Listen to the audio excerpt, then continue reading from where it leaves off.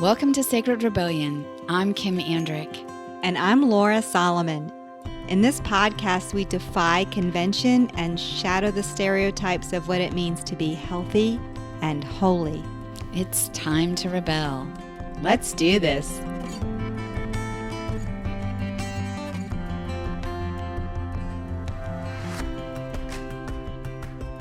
Coming up on this episode.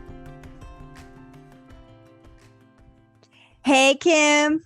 We're making it like a tradition now with all these men on our podcast. I know. I'm the first year we had no men. That was like men. It was like a rule.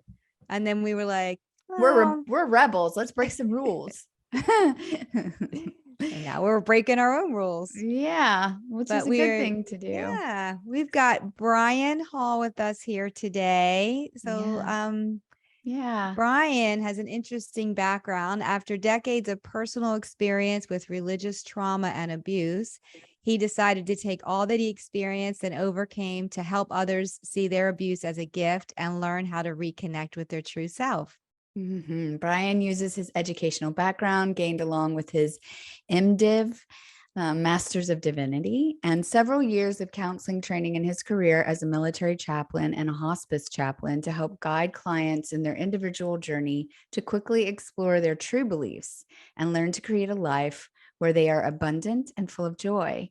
At Pneuma Counseling, Brian focuses on complex PTSD-based religious trauma recovery and integration of true personal beliefs into everyday life.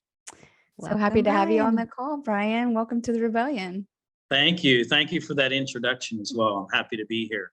Yeah, we're happy to have you here. We know a thing or two, and Lora especially, about the impact of religious trauma.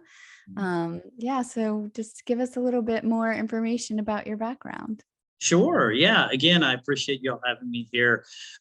It has been a very interesting, what I like to define as a roller coaster ride throughout my life so far. I turned 50 this year, so I'm halfway on my journey. Thank you. Which means I have to live to be 100. So since I'm halfway on my journey. Okay. So a lot of my childhood was, I experienced a variety of trauma. So when I go back to, I kind of classify my trauma at this point as in three different classifications: pre-cult, cult, and post-cult.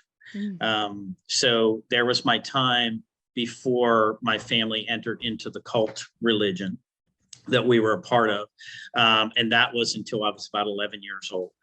And then I was in that cult religion, very deeply into the religion, even through my 40s, late 30s, early 40s. So many years of that. And then about 4 years ago, I was able to kind of come to a place where I had what I call an awakening experience or an enlightenment experience. And for the first time, I was able to realize I have the opportunity to believe what I want to believe for myself, to live the kind of life I want to live for myself. My entire life, Kim and Lora, was pretty much controlled by others, even throughout my 30s and 40s, always controlled by others. And I recognized that the only reason why I was being controlled by others was because I was giving over that control. So I decided to take back that control for myself. And pretty much it was, I cleaned the slate. I wiped the slate clean. I started fresh with everything that I had been programmed to believe and taught to believe throughout my entire life of the past 45 years, and just wiped it clean and said, what do I really believe for myself? And I didn't know a lot of terms like, vibration and true self and law of attraction, those, I didn't know any of that. Up till that point, what I knew was about religion, and more so about Christianity specifically, because that's the cult religion I was part of. And so I didn't know a lot of that stuff. But what I did know initially was that I wanted to be free. And I wanted to be able to experience the things in life I wanted to experience in life, and not what others told me I needed to experience. Um, So again, I cleaned the slate and started from the very beginning of what do I believe as far as faith goes, as far as religion goes, spirituality goes. And it's been a tremendous journey over the last 4 years. And the things that I've discovered about myself, one of the first things that I had the opportunity to experience about 3 years ago, I met my wife, and that was definitely a universal thing that the universe had sent my way in so many different facets of that. And so she taught me a lot. I learned so much from her.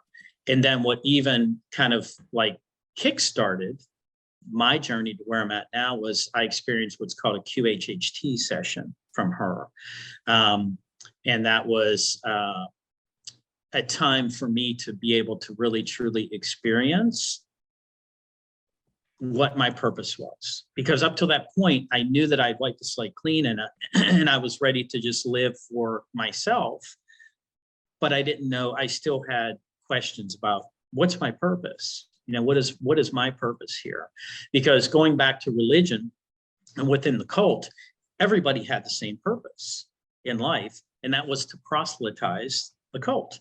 That was to go and share the good news or share the truth, what they saw the truth to be, which they believe that it should be everybody's truth. Which, as we talk more about a little bit later about a cult, one of the things that really defines a cult is that they believe that they have the ultimate truth for everybody, and everybody needs to believe this truth, or there will be some type of consequence for them in the afterlife if they don't believe this truth. So, so having that experience allowed me to, while I was under hypnosis, I was able to find out what my purpose was on this journey. And that helped me to really now move in a direction that I had so much clarity. During that time, I was also able to experience some things that we can incorporate maybe a little bit further into the conversation. But yeah, so where I'm at now is over the past 4 years, I've been able to learn a lot more about who I am. A lot of awareness has been brought to me through my higher self of who I am, what my purpose is. And I love life. You know, one quick example of the difference between being in the cult and being where I'm at now. In the cult, they teach you that you should have peace, knowing that when you die, that this is going to be your reward. I never had peace throughout those entire years that I was part of that religion. But since I've moved away from that, I have had so much peace in my life, understanding that this journey is just part of many journeys that I'll experience once this journey's over. So that brings so much peace to me. But yeah, that's kind of where I'm at. Wow, I have so many things to say right now. I know. First of all, can you say for our listeners what QHHT is? Yeah, so QHHT, and I always mess it up because my wife always has to correct me with it. So I believe it's quantum healing hypnosis technique. Yeah. I believe that's what it's called. And so basically it took about 6 to 7 hours. There was 2 hours of intake where she sat down with me and just we talked back and forth, and she learned a lot about my life. And I would share with her some things I wanted to get out of that session.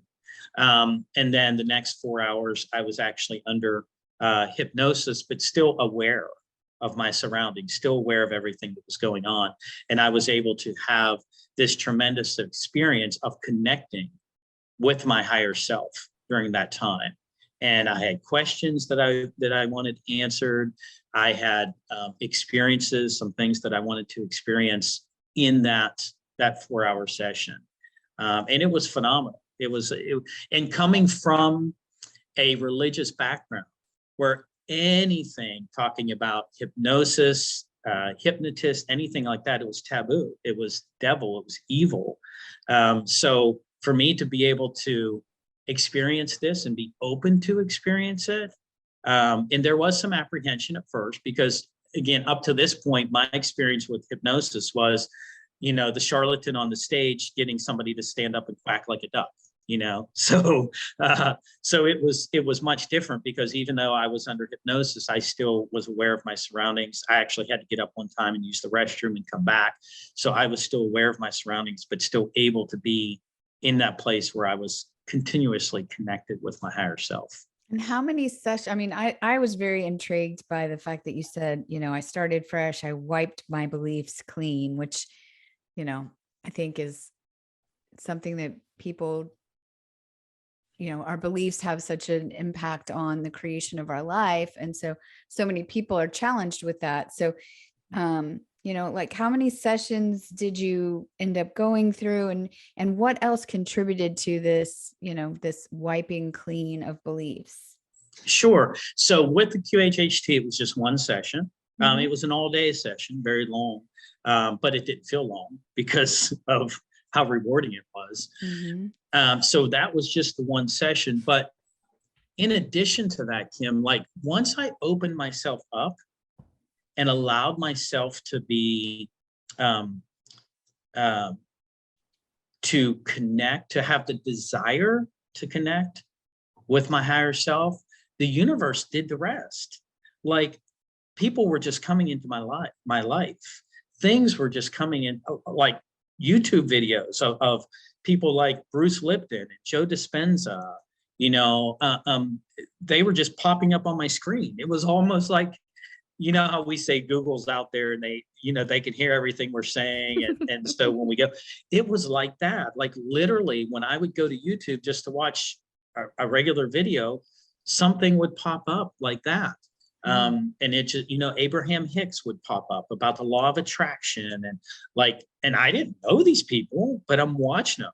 So again, the beautiful thing about, being in a partnership with Christine was I could say, hey, what about this person?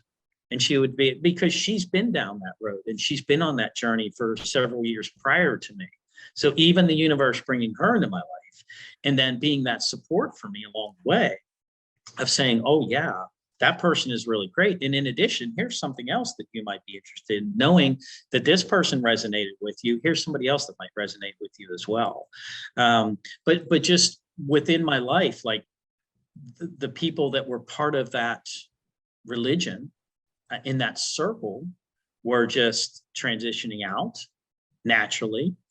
And people that I felt would resonate more with who I was becoming would transition in on their own.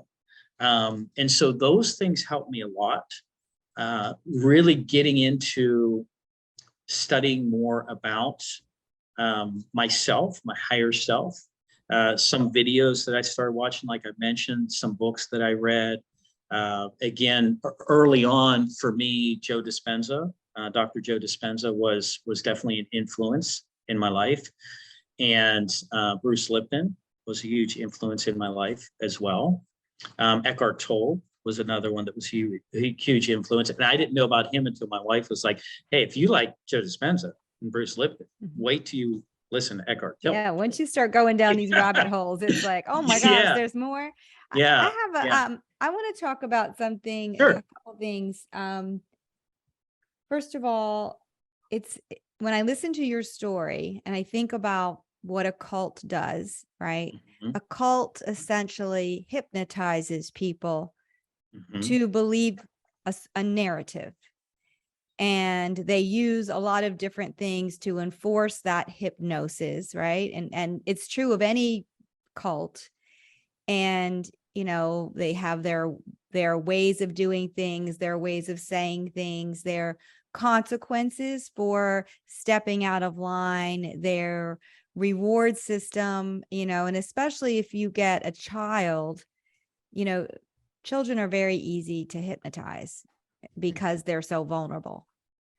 And so you raise a child in that environment where really their physical survival is based on getting approval. So they're hypnotized, right? And they really believe. And then once a person is hypnotized, then they kind of manage, because then they've completely bought into, if I do this, then I'm, going to lose approval. I'm going to go to hell. And then you don't have to smack that child anymore. They'll just kind of stay in their cage, their lane, because they're in this mental, prison, more or less. But it's also fascinating to me in your story how hypnosis was part of your healing. So it's the same thing, right? The same Technique. same thing. Yeah, the same hypnosis of, and both having to do with mind and mind control. I'm not saying that, every hypnosis. So hypnosis can be used for good. I guess that's what I'm trying to say. Yes. And it's interesting because I had the same experience in religion. It was like, if it was anything outside of what their narrative was, it was bad and evil and you should stay away from it. Right. Mm-hmm. Meanwhile, they're using hypnosis. They're using it while telling you it's dangerous. Stay away from it. Mm-hmm. Yeah. Mm-hmm. Yeah. Yeah. And that's a great point, Laura. And so one of the things when I first went through that enlightenment or that awareness 4 years ago, that I started to see as to why I wiped the slate clean was because of all the hypocrisy that I saw within the cult. Mm-hmm. All the inconsistencies that I saw within the cult. We would have an evangelist come to town, and of course he would be there for 7 days, and every single night for 7 nights we had to be there for 4 or 5 hours, while he slammed his fist on the pulpit and hollered and screamed at everybody what they're doing wrong and why they're going to hell. But then he would talk about things like how drinking's a sin, smoking's a sin, different things that had to do with sex was a sin, but yet he would be 400 pounds and hardly able to breathe. And then afterwards we would have a big social where he would eat 10 pieces of chicken and 3 helpings of mashed potatoes. And so I started, as I investigated the Bible, I started to see, wait, gluttony is one of the biggest sins in the Bible. And here's this person standing up on stage telling us all the things we're doing wrong when he is a glutton and he is overeating and he is not treating his body like the temple that the Bible says that you're supposed to. And so I started seeing those inconsistencies and the hypocrisy. And you're exactly right about the hypnosis. And one of the things that I've seen in contrast of the hypnotic state that a cult puts people in, as opposed to even the hypnosis that I've experienced with the QHHT session and hypnotherapy, is that I have more freedom in the hypnosis that I experience now than I did in the hypnotic state I was in when I was in the cult. So in the cult, the hypnosis was very controlling and very, it was very tight. It was hard to breathe. There was no freedom in that. Whereas the hypnosis I experience today is very free. It's very open. It's very fluid. And so that's the big difference. Because for me, once I experienced freedom 4 years ago, I was like, nothing or nobody is going to take away that freedom from me anymore. Like, I am going to be free and I'm going to stay free.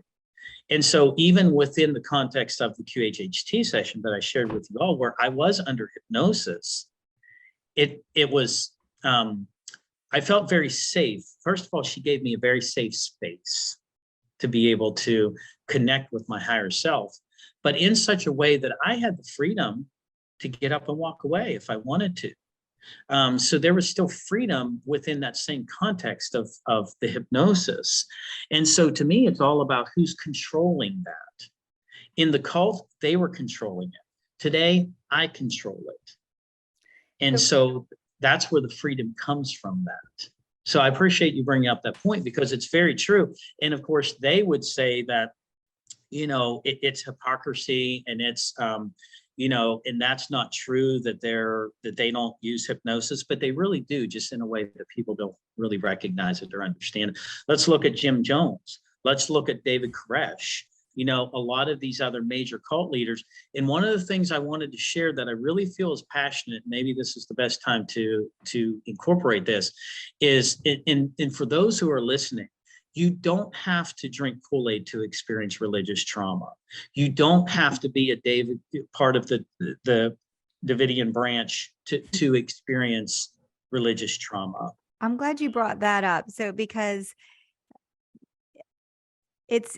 I think defining it, now everybody gets to define it in their own way, but I'm curious about if you were giving a definition to religious trauma, what would that be? Absolutely. And I'll read it to you if I can, my definition, what I've come up with that I think is the best definition for religious trauma syndrome is a real true thing. That people maybe don't realize, and they're unsure, and they're trying to figure out what they're going through, what's happening. So religious trauma syndrome is recognized in psychology and psychotherapy both as a set of symptoms ranging in severity, experienced by those who have participated in or left behind, so it could be currently in it or left it, an authoritative, dogmatic, and controlling religious group or belief of systems. So it doesn't necessarily have to be a group, but it can be a belief of systems that is being incorporated into that. And some of those symptoms, so if somebody's out there saying, well, am I experiencing religious trauma in my life right now? They can be cognitive, they can be functional, they can be social, cultural, in the way it affects us. And for me, as much as I'm an extroverted person, within the religion itself, in the cult, I found myself becoming very reclusive and pulling back because I was so confused and I was so frustrated and hopeless. I felt very hopeless. This religion that I was a part of is supposed to give you hope. I felt very hopeless throughout that entire process. The only time that hope came into me is when I knew that I could control my own destiny, is I knew that I had freedom. Now, a plethora of hope came into me to where I was able to experience so many things in my life. But religious trauma has so much impact within relationships, even in their job. So many facets of our life can be affected by the religious trauma that we experience. And we hold that in. Let's look at the Catholic Church and what the Catholic Church did for so many years, and what the priests did, and how they hid that and they kept that quiet for so many years. And I don't think any of our listeners would argue that, really structured, organized religion can be really, really harmful. But absolutely. Yeah. And I'm just curious, Mm-hmm. 40 some years of being really entrenched in a religion that was extremely rigid and controlling. And now 4 years of kind of feeling free from that. Mm-hmm. I can't help but think about how the brain works, and how, we get these grooves, these ingrained beliefs that are pretty deep, especially if we've been practicing it from 11 to 45 or whatever. Mm-hmm. Like, and clearly there's power in this technique, this hypnosis technique that you underwent. But I suspect that there's a regular practice that you're disciplined about now that kind of helps you stay on the path of healing, and really kind of reprogramming the mind. So talk a little bit about what else you do. Sure. I love to do that. I'm glad you asked it, Kim. So one of the first things I learned, and again, understanding the contrast of where I came from, and then seeing that all of the things that I incorporate into my life now are things that were taboo in this religion. Mm-hmm. So I think it was intentional to make sure that they taught meditation is a bad thing. You shouldn't meditate unless you're meditating on the Word of God, on the Bible. You shouldn't be meditating. You shouldn't try to connect with your higher self, because your higher self is always going to lie to you, and it's always going to deceive you. So God is the only one that's not going to deceive you or lie to you. So I don't want to go off on that tangent too much, but I wanted to just kind of precursor that, because one of the things that has really helped me is meditation, daily meditation, at a place where I can go and I can remove those distractions in my life. Which even the word distraction is one of those words that I carry over. So I try to be very careful with my wording. So maybe static is a different word that I could use, things that are kind of static. And so I'm able to remove those and go to a place where I can connect with my higher self. I can have that relationship with my true self. And so I do that through meditation. Another thing for me that's worked phenomenally, especially in the past 2 years, is what I call gratitation. So I've taken the word gratitude and I've combined it with meditation. And so when I go into a state of meditation, I focus that time of meditation as simply nothing but gratitude the entire time, from the beginning till the end of it. So I'm still connecting. And I'm still going into that place where I am connected with my higher self. But then it's all about gratitude. Because for me, what I've learned is the more gratitude I have in my life, the higher I raise the vibration. The higher I raise the vibration, the quicker things come into me that I want for my life, the law of attraction. And then the quicker those things come into me in my life, I'm grateful for those things that come into my life, which is gratitude or gratitation. And then it starts all over again. And so it raises the vibration and I have more that come into me. And it's kind of neat because my wife will say to me, I've never seen anybody like call things in quickly like you have. And really for me, it's just gratitude. Like if it had to boil down to one thing, I had to say, what's one thing, Brian? It's gratitude. I really try to focus throughout my day on everything. I'm grateful for everything. I'm grateful for the person that cut me off in traffic.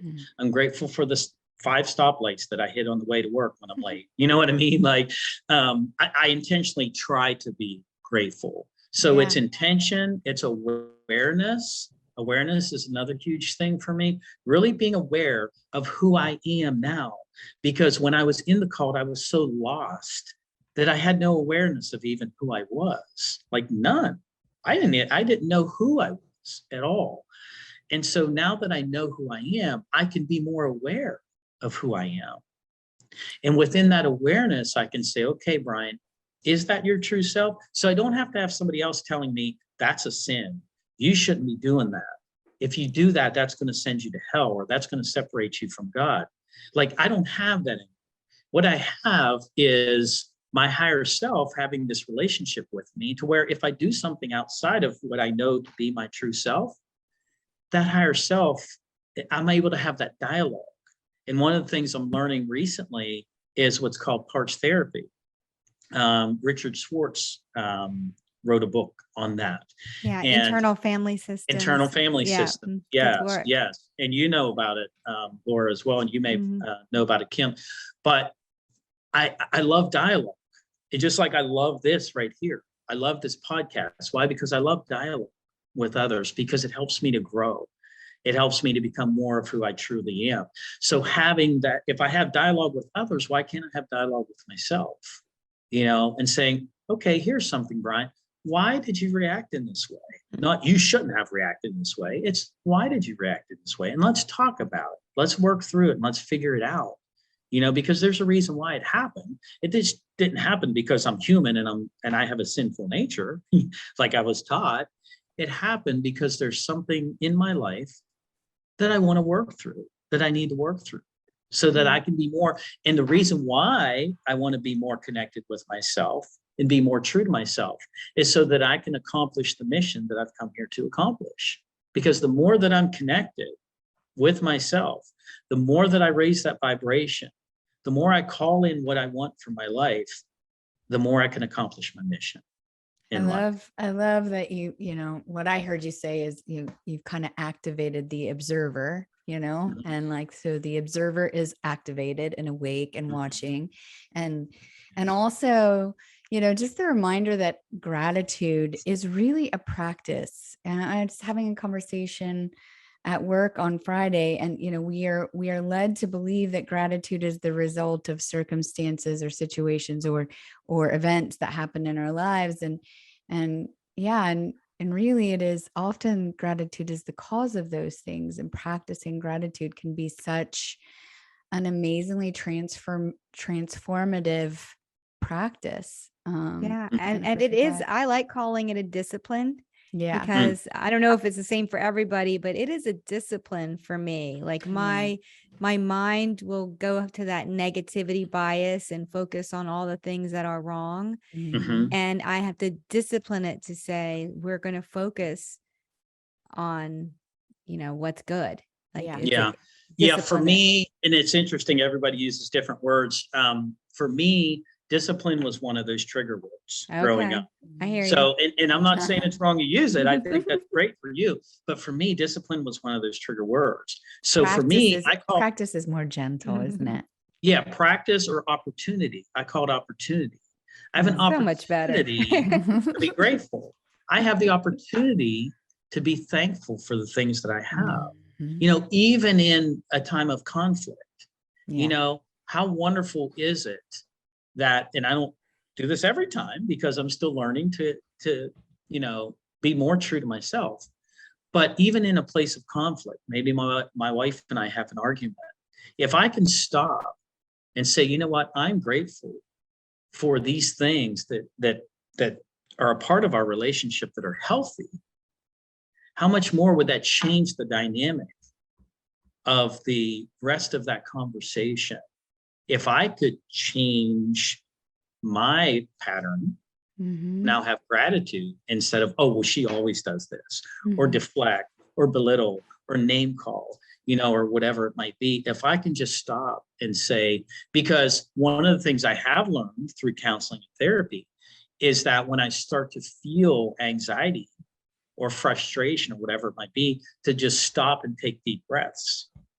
And since I'm a multitasker by nature, one of the things I like to do when I'm taking the deep breaths is now focus on gratitude while I'm taking those deep breaths.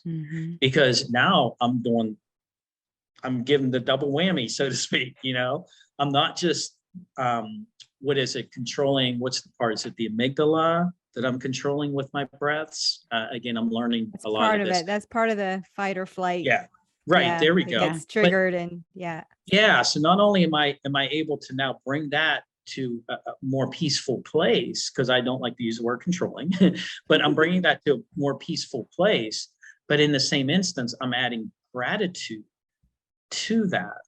Yeah, which it's like rocket fuel. It's like rocket fuel. Yeah, exactly. Right. Yeah, so, we are so powerful. I mean, really. And our minds are so powerful. And I think, one of the biggest takeaways about, being in a cult or being hypnotized is recognizing how powerful our minds are and how powerful it is to become more aware of that and to start, taking the opportunities to use it in a way that brings us more freedom, more life, more love, more of the things we want, and making that choice. Absolutely. And one of the things I wanted to touch on quickly, because you mentioned this earlier, Laura, and then we kind of went a different route, was rewiring our brains.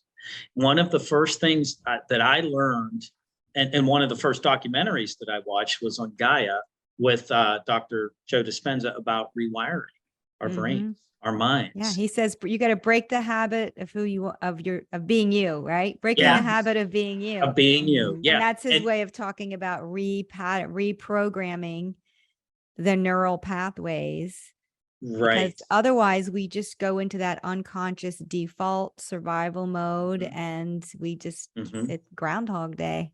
Yeah. And in addition to that, to add to that, Bruce Lipton, what I like, because I like, descriptors and I like to visualize things. And Dr. Bruce Lipton talks about it's like a recorder. And you remember back in the day, we had the cassette recorders, and you hit the record button. Well, the you could 8-track came record it. before that. Well, 8-track. I think I remember a little bit of that. We could go back to But- vinyl if you Yeah, want if you to. want. Right. Yeah. There you go. But with the cassette recorder, you could take that tape, record something, but then you can erase it, record over it. And so, like you mentioned earlier, about those developmental years up into 7, 10, 11 years old, we're so influential. And those are developmental years where everybody around us, parents, teachers, friends, parents, Siblings, community, siblings, all of these people are starting to churches. influence a church. Yeah, huge part. And that for me was such a huge part of it, because all of that was together, because my parents were part of the cult, my friends were part of the cult, their parents were part of the cult. So everybody was in this community. So while you had different opinions and views on smaller things, on the bigger things of life, everybody was in agreement on that. And so they were pushing that. But so when I heard that from Bruce Lipton, I was like, this is so cool. I actually can push the erase button, erase everything, and now start recording again, and start recording what I want to record. Yeah. For Isn't that myself. beautiful? That's Yeah, powerful it's too. fantastic. But see, we're told we can't do that because religion at its core, and I know we haven't talked necessarily about the history of religion, and I've studied a lot of that, but at the core of religion is fear and control. Yeah. All religions, and Cloaked in the good message of love.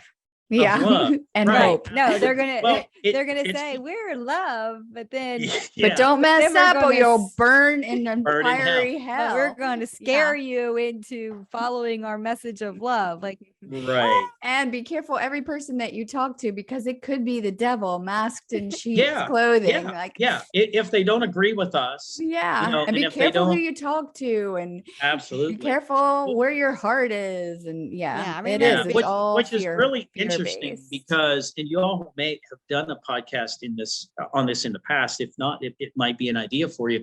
But how interesting the word love is, how ambiguous the word love is, and how so many different people look at love in so many different ways, and how they define love in so many different ways.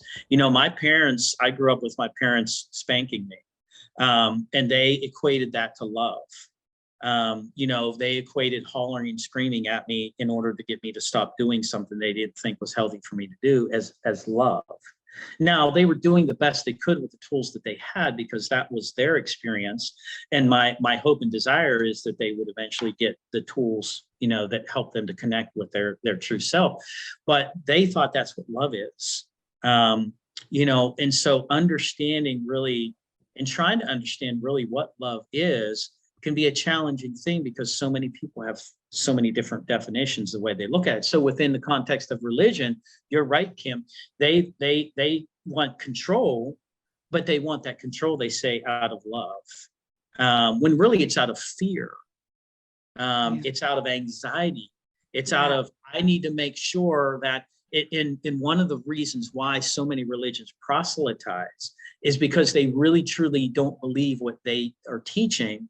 But the more that they have others believe it, the more it confirms in them what they think they believe. So they need that. They're desperate to have others believe it too. So now it can be more solid for them to believe, because they're questioning it. I really truly believe that.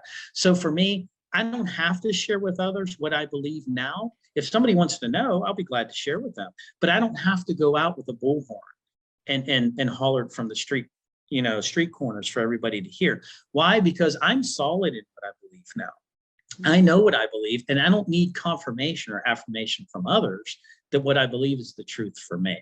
Isn't that amazing? Isn't that just, I think that is the freedom that comes with that of just, and one of the things that we kind of base this podcast on. It's like, it's a little, it's viewed sometimes as rebellious, standing in your own truth and unapologetically standing in your own truth. It's and amazing. allowing others to do the same. Yeah. Yes. Yeah. Exactly. Giving them I that mean, space. giving them Yeah, that freedom You and that don't have space. to agree with me. And Right. that, at the, before we even started recording, Brian, you mentioned that how great it was that Lora and I sometimes don't share the same beliefs, but we hold space for one another. And I mean, that's what this is really all about. It's really all about holding space It to is. share and connect.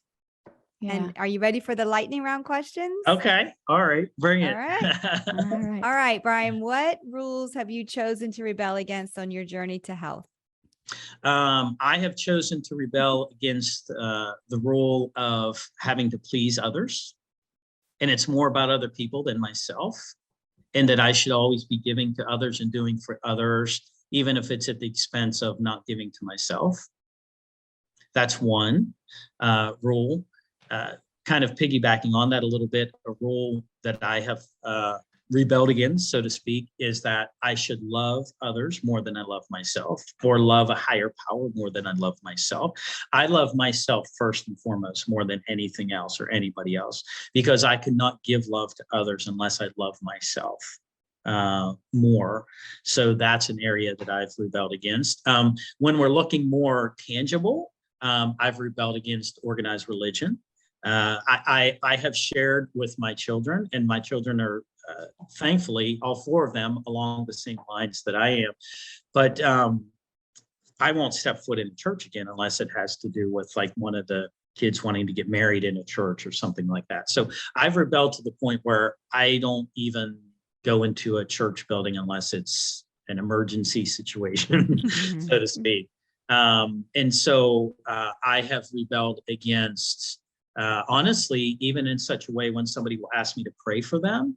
And I know prayer can be defined in different ways, but because of how I was brought up, prayer to me is one particular thing or way or vehicle, so to speak. So for me, I'll tell people I'll send healing energy to you. I'll send loving energy to you. I'll send financial freedom energy to you.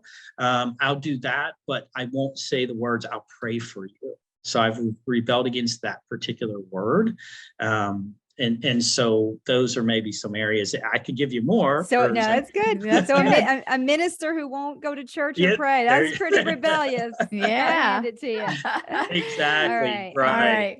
Brian, what does it mean to you to be holy? To be holy, again, that's a trigger word for me. So I'll kind of move that into another area.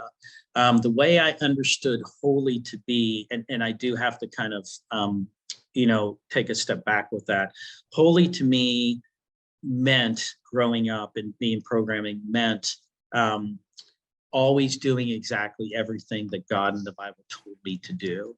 The more that I could stay aligned with God, who is ultimate holiness, or Jesus, and the more that I could obey the Bible and do the things the way the Bible tells me to do them, the more holy I become.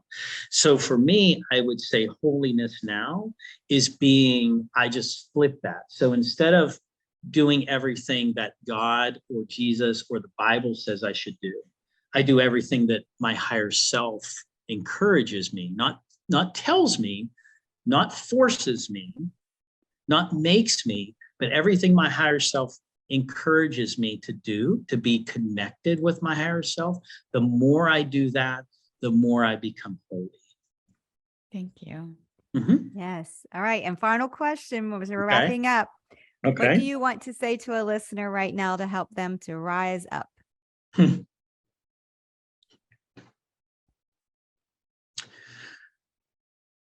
So I've been really good for the last hour of holding my emotion back. And I am an emotional person. Most people that know me will know that I'm an emotional person because it comes from passion, and probably more so from compassion than just passion for others. And knowing where I'm at today and knowing where I was, if there's one word that I can share with people is hope. There's hope. There's always hope. It doesn't matter. And some of the links that I sent to you all, Some of those are YouTube videos, and some are some different links, but and there's some TED Talks in there as well. And what I see in these videos of these people that have moved away from Scientology or some other type of cult religion, whatever it may be, LDS, or is that I see hope, and there's hope for everybody, no matter. And so those who are listening today, I want to encourage you that there's hope, that no matter where you're at, no matter how far you are, no matter how stuck you feel you might be, because stuck was a huge word for me. I was stuck. I mean, when you look at my history and look at everything that I went through within the cult religion, of getting my bachelor's degree in religion, of getting my master's in divinity, becoming an army chaplain and a hospice chaplain and a youth pastor and an associate pastor, and becoming ordained, and all of these things that I did. And if anybody felt like that they needed to just ride that wave until they die, being part of that religion, it was me, because I was so ingrained in it. It was so deep. It became so much of who I was that I felt like that this is just who I am. And so I'm going to take it until the day I die. And so to come from all of that at the age of 46 and be able to now be where I'm at, if I can do it, anybody can do it. Anybody can do it. And so there's hope. Any person listening right now, no matter where you're at, no matter how stuck you might feel you are in that religion, the trauma that you're in, the post-traumatic stress disorder, the PTSD that you might be feeling, there's hope for you. Well, thank you so much, Brian, for being our guest today. And we will include in our show notes how people can get in touch with you and please do, and benefit from your passion and your purpose. And thank you, thank you, thank you. Thank you all. Thanks, Lora and Kim, for having me on. I really appreciate it.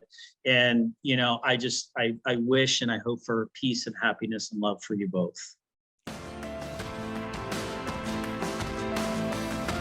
Thanks for listening to Sacred Rebellion. We love connecting with you in this way. If you want to join the rebellion and enjoyed this episode, please subscribe to Sacred Rebellion. Give us a rating and review, and please recommend us to your tribe. Follow us on social media at Sacred Rebellion Podcast on Facebook and Instagram. Until next time, stay curious, stay courageous, and most of all, stay rebellious.